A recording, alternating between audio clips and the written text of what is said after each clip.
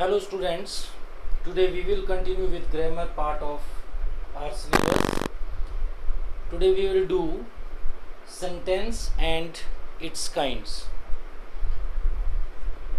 In the last video, I informed you all about the basic concept of English grammar, in which in very nutshell I told you about a sentence, what sentence is. I gave you the definition of sentence, that sentence is a group of words having some meaning in it. And I also told you that there are two parts of a sentence. Students, parts and kinds are different things. A student, you will have to understand what are the parts and what are the kinds. Sentence has only two parts. When you are cutting a sentence, there are only two parts in it. One is subject and another one is predicate, that I told you earlier. Sentence के दो parts होते हैं, kinds जो हैं वो 5 होते हैं. कितने प्रकार के सेंटेंसेस होते हैं? 5. लेकिन एक सेंटेंस को अगर आप बीच में से काटते हो तो कितने पार्ट्स बनेंगे? उसके 2 बनेंगे. एक सब्जेक्ट होगा, डूअर ऑफ एन एक्शन, और एक प्रेडिकेट होगा. What ever the statement is made about a subject is predicate. एक सब्जेक्ट के बारे में जो कुछ भी हम बोल रहे हैं वो प्रेडिकेट है. जैसे he is going to school, subject क्या है? He. Is going to school is predicate. उसमें helping verb, verb, object, complement, adverb सब कुछ आ जाएगा. तो students, next point is sentence. What is sentence? A sentence is a group of words having some meaning in it. अब sentence का कैसे हम उसको समझेंगे कि sentence एक words का group है जिसका meaning होना चाहिए. meaning कैसे होना चाहिए? देखिए, sentence always begins with subject. He is going to school. ये एक sentence है, लेकिन going is he school to. This is not a sentence. This is just a group of words. अकेला group of words होने से कुछ भी नहीं होगा. तो आपने क्या ध्यान में रखना है कि group of words plus meaning should be there. अब meaning क्या है? meaning तो आप जोड़ तोड़ करके निकाल लोगे, लेकिन स्टूडेंट्स meaning का मतलब है, जैसे देखिए भगवान ने हमें कैसे स्ट्रक्चर दिया. सबसे ऊपर क्या है? सिर है, फिर मुंह है हमारा, फिर गर्दन है, पेट है, टांगे हैं, पैर हैं. This is meaningful structure. तो वैसे ही उसमें सब्जेक्ट है, हेल्पिंग वर्ब है, then there is object, other words, complement, whatever it is. तो अगर हमें पेट यहाँ पर लगा दिया, आंखें पेट में लगा दी, तो क्या होगा? वो एक नमूना पेश हो जाएगा, वो इंसान नहीं होगा. तो एक मीनिंगफुल स्ट्रक्चर बनाना है. स्ट्रक्चर भी कैसे बनना चाहिए? Grammatically, that should be grammatically meaningful. एक तो उसका लिटरल मीनिंग बन गया, मैं स्कूल जाता हूँ, ठीक है. तो जो सेंटेंस है स्टूडेंट्स, कई बार हिंदी के साथ हम इसको कंपैरिजन करते हैं. हिंदी और इंग्लिश में थोड़ा डिफरेंस है. क्या डिफरेंस है? कि इंग्लिश के sentences always begin with subject. Hindi में ऐसा कुछ नहीं होता है. हम बोलते हैं I am going to school, I am eating food, I am reading a book, I am playing cricket. लेकिन हिंदी में आप कैसे बोल सकते हो? मैं खाना खाता हूँ, खाना मैं खाता हूँ, खाना खाता हूँ मैं. कोई डिफरेंस नहीं है. जहाँ मर्जी आप सब्जेक्ट लगा दीजिए, आपको क्या होगा? आप उसमें सब्जेक्ट कहीं भी आ जाता है, लेकिन इंग्लिश में जो सब्जेक्ट है वो पहले नंबर पर आएगा. हाँ, लेकिन सपोज अगर आप ट्रांसलेट कर रहे हो किसी चीज़ को, उसमें आ रहा खाना खाता हूँ मैं.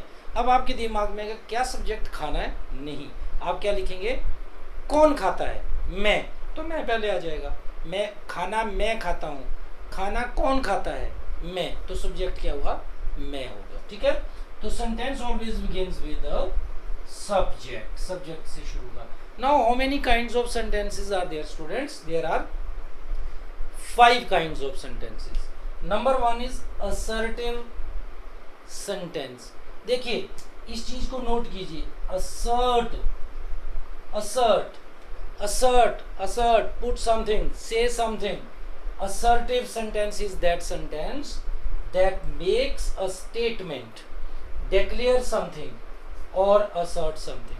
जिसमें कोई statement आती है जो कोई declaration करता है या assert something or say something, that sentence is assertive sentence. For example, she is reading a story, she is not reading a story. अब आपको ये ध्यान देना है कि she is reading a story, इसमें not नहीं है तब भी ये assertive है. She is not reading a story, even then this sentence is assertive sentence.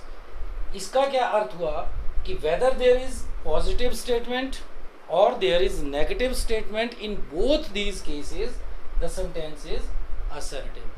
Declaration may be negative or positive, statement may be negative or positive, you may assert some statement that may be positive or negative. So any statement that is negative or positive is assertive. Okay, that is assertive sentence. तो इसी चीज के आधार पर we have divided. Assertive sentences are of two types. Assertive sentences के two types हैं, ये अलग से kinds नहीं हैं. यहाँ पर नंबर 1, यहाँ पर मैं A और B लिखूंगा, 2 नहीं लिखूंगा, 2 नहीं लिखूंगा. तो नंबर 1 इज assertive. बट आपके दिमाग में आ रहा कि सर असर्टिव में नेगेटिव भी है, असर्टिव में पॉजिटिव भी है, आपको कोई फर्क नहीं पड़ता. किसी ने पूछा I am going to school, which sentence is this? Assertive. I am not going home, this is negative. She is eating food, assertive. She is not eating food, assertive. Both are assertive. लेकिन कोई पूछ लेगा आपसे कि which assertive sentence is this.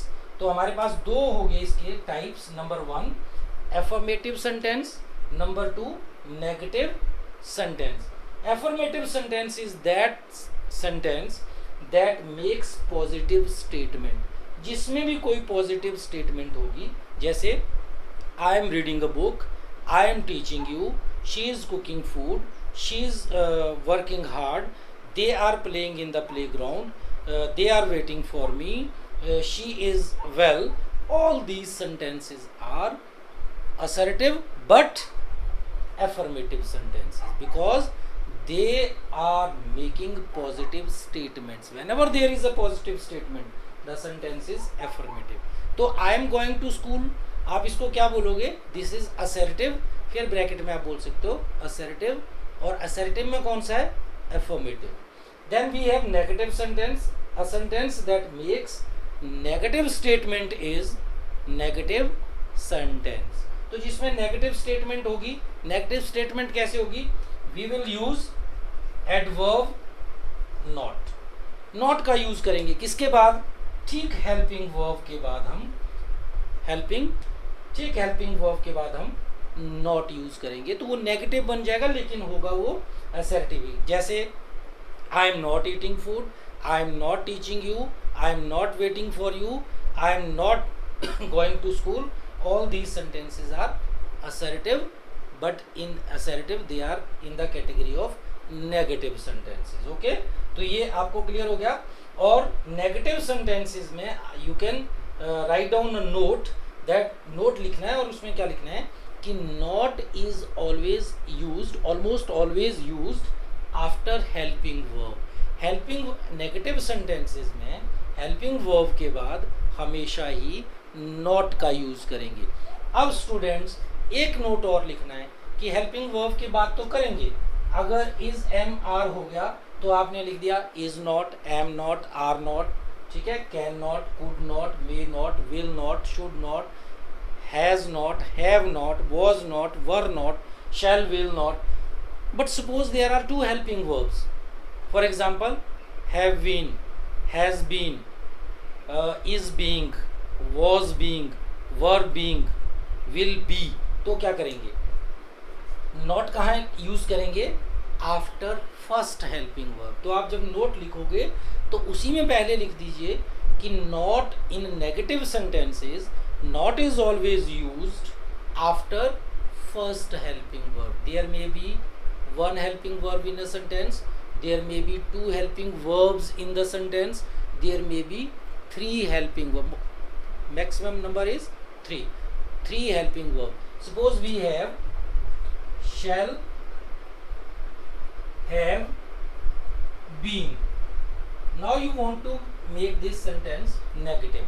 अब अगर आपके पास 3 helping verb है, shall have been, तो आप नॉट कहाँ लगाएंगे? मैक्सिमम स्टूडेंट क्या करते हैं? shall have not been, shall have not been. No, आप ऐसे भी नहीं बोल सकते हैं कि बीच में लगाएंगे. बीच में क्या करेंगे? काटेंगे उसको? नहीं काटेंगे. तो क्या करेंगे? क्योंकि 3 है, 3 का तो डेट करना पड़ेगा. ठीक है, 1.5 1.5. No, after first helping verb here shall not have been, will not have been, has not been, ऐसे आप इसको यूज करेंगे. shall have been, will have been, might not have been. तो आप not कहाँ यूज करेंगे? फर्स्ट हेल्पिंग वर्ब के बाद.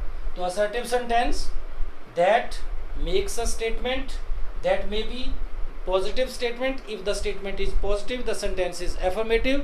If the statement is negative, the sentence is a negative sentence. So it was first assertive sentence. Now number 2, second sentence is interrogative sentence. Interrogative sentence, this is interrogative sentence. Interrogative sentence, what is interrogative sentence? Interrogative sentence is sentence in which a question is asked, जिसमें हम question पूछ रहे हैं, वो interrogative sentence बनता है. जिस किसी में भी. कैसे? For example, do you love tea, are you reading a story. Assertive sentence में क्या था? What was the tone? I am going to school. सीधा I am reading a story. ठीक है, I am not playing, I am not working hard. Statement.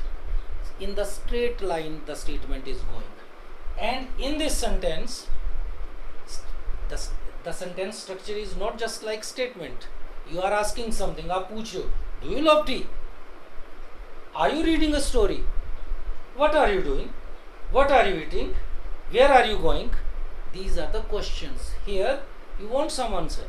There are some questions there. आप कुछ पूछ रहे हो, तो do you love tea. ठीक है. अब जब आप बोलचाल की भाषा में लिखते हो तो ऐसे स्ट्रक्चर की जरूरत नहीं होती. आप बोल रहे I am going to school, आप थोड़ी टोन ऊपर नीचे करिए, उसी सेंटेंस को हम इंट्रोगेटिव मान लेंगे. कैसे? I am going to school, I am going to school, I am eating food, I am eating food. लग रहा है कि पूछ रहे, लेकिन अब शब्द को तो आप ऊपर नीचे उछाल नहीं सकते हो. वो तो हवा में उछलेंगे नहीं कि जी मैं आई नीचे रह जाऊंगा, एम ऊपर चला जाएगा. तो इंटेरोगेटिव, तो उसके लिए स्ट्रक्चर क्या है? इन असर्टिव सेंटेंसेस आपने पहले क्या पढ़ा? Sentence always begins with a subject. यहां पर क्या हो रहा है? Sentence begins with either a helping verb. Interrogative sentence की क्या पहचान है? Sentence begins with a helping verb, either with a helping verb. Helping verb कौन सी हैं? मैंने आपको बताई थी BDH. BDH में क्या गया? Is, am, are, was, were, was, were. Then we have do, does, did. या ये होंगे या मॉडल्स होंगे, वो सारे हेल्पिंग वर्ब है. Do, does, did, is, am, are, was, were, shall, will, can, could, may, might. All these helping verbs वो number 1 पर आ जाएगी. जैसे do you love tea, does she teach you, did you like the coffee yesterday. ठीक है. Then did you eat food yesterday, did you eat food last night. Okay. Have you done this, has she gone home. ये ऐसे. तो interrogative sentence क्या होंगे? Either they begin with a helping verb और with, या किससे शुरू होंगे वो, या हमारे जो है देखो सेंटेंस किससे शुरू होंगे? ये स्टार्ट होंगे जितने भी हमारे पास इंटेरोगेटिव सेंटेंस है, either they begin with helping verb. Helping verb में क्या आया? Is, am, are, do, does, did, मैंने आपको बता दिया. Plus subject is pushed to background. Number 2 पर असर्टिव कैसे बना था?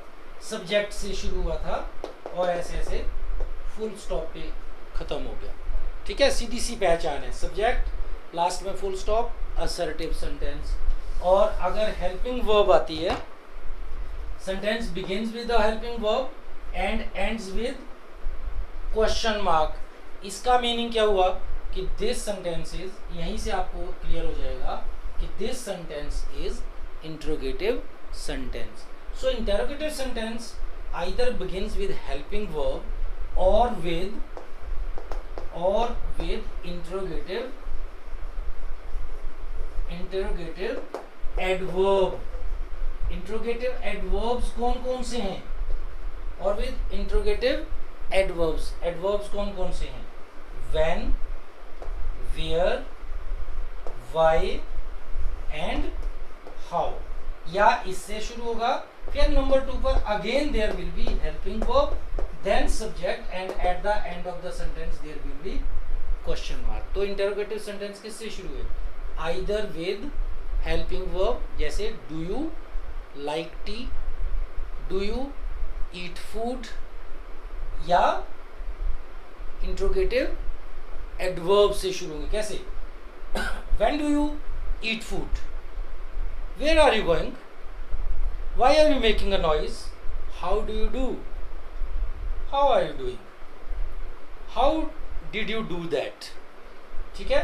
how did you paint a picture, how do you write so beautiful letter. Okay, तो ये ऐसे शुरू हो जाएंगे. फिर दूसरे नंबर पर हेल्पिंग वर्ब आ रहा, और either with helping verb or with interrogative adverbs or interrogative pronouns. Number 3 is interrogative pronouns. Interrogative pronouns कौन कौन से हैं? Interrogative pronouns कौन कौन से हैं? what, who, whom, which. These are the interrogative pronouns. जैसे what are you eating, who is he, whom do you teach, which book is interesting, which car did you buy last month. These are the, फिर last में again we have question mark. Okay students, so these were the interrogative sentences. अब हमने ये जो दो प्रकार के sentence कर लिए हैं, एक हमने कौन सा किया, देखो दोनों के स्ट्रक्चर डिफरेंट है, पहचानने के लिए डिफरेंट है. Number 1 was assertive. असर्टिव में हमने क्या किया? Subject, then helping verb, then object और other words complement whatever it is. ये हो गया. Sentence begins with subject and ends with full stop. Assertive sentence. Number 2 is interrogative. इसमें हमने क्या किया? Sentence always begin with helping verb. Okay, sentence always begins with helping verb, subject, verb, object, other words, और with WH फैमिली. W and last H. When, where, why, how, who, whom, which. इससे होगा number 2 पर ये आ जाएगा. मतलब अगर ऐसा स्ट्रक्चर नहीं लिखते हो आप, अगर इसके बाद आप सब्जेक्ट में चले जाते तो गड़बड़ हो जाएगा. जैसे सपोज यहां पर है where you are going, where you are going. ये सेंटेंस ठीक है या गलत है? गलत है. क्यों? आप इसको मिटा दीजिए. अब आगे क्या है? You are going. ये ना असर्टिव है ना इंटरोगेटिव है. स्टार्टिंग असर्टिव की तरह हो रही है, एंडिंग इंट्रोगेटिव की तरह हो रही है. गड़बड़ हो गया. तो यहाँ पर हम क्या करेंगे?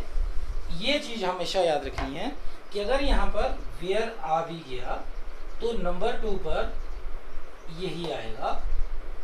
Where are you going? Are you going?